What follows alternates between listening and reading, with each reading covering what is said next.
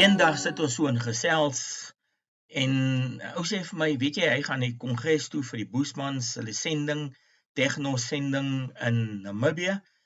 En ek sê, man, ek wil saamgaan. En so vinnig reël ons iets en ons is hier op. Tot in Keetmanshoop, van Keetmanshoop af, Windhoek toe en toe Grootfontein toe. 2000 kilometer soontoe en 2 dae later weer 2000 kilometer terug. Langs die pad stop ons by die Kokerboomwoud en die Giants Play Ground. Hoekom ek die Kokerboomwoud wil afneem en vir julle wys, want dis die enigste ding wat ek gekry het wat so oud soos die Boesmans is. En dit is ongelooflik mooi en dit simboliseer nogal saam met die mense en geniet dit saam met my. So vinnige in en uit, geniet die fotografie, geniet alles saam met my en ek hoop julle kry ook so hard soos wat ek het vir ry, vir die Kalahari, vir die Namibië en ook net vir uitwees, uitkom en net vry teels te gee aan jou denke.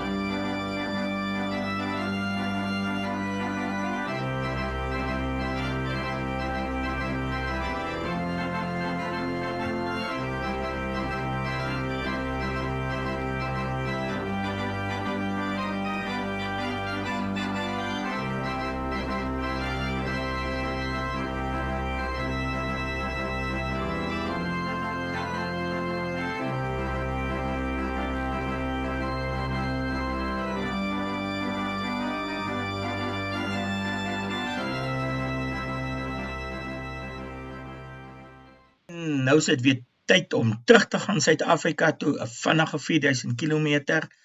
Ek hoop julle het dit geniet. Ons praat volgende keer weer. Mooi dag, mooi loop.